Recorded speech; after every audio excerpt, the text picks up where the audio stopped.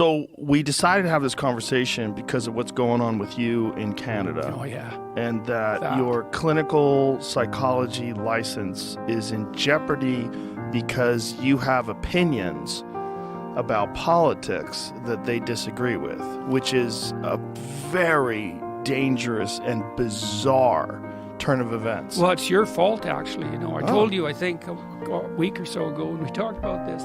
Okay, so let me give you some background here. So I want to know how it's my fault. I will. I'll tell you. A lot of things are your fault, as it turns out. Oh, no. Yeah. So the College of Psychologists has basically levied what are equivalent to about 13 lawsuits against me simultaneously. Now, the reason I call them lawsuits is because they're actions undertaken on behalf of a complainant.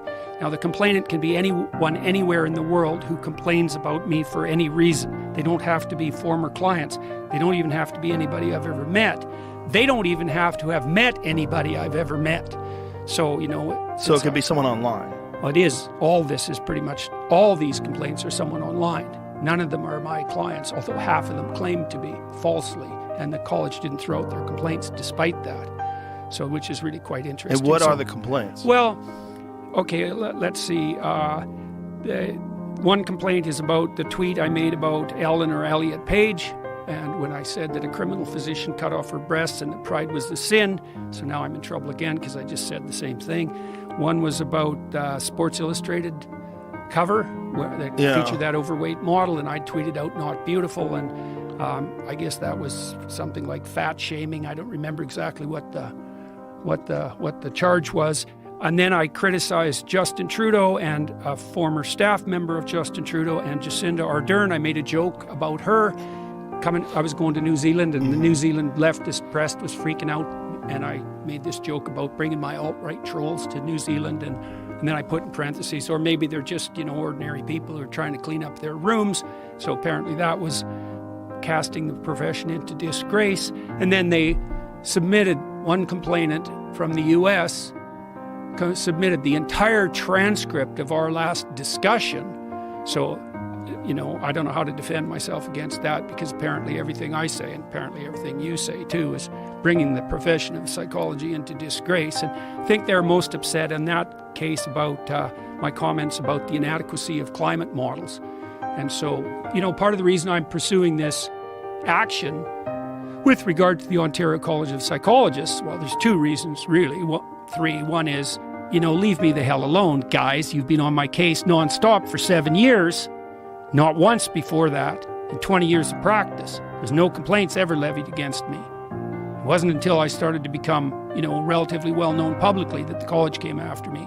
And 7 years of that gets to be a bit much, especially now that there's 13 lawsuits compiled up, and all of them are for political opinions, and half of them have been put forward on false grounds.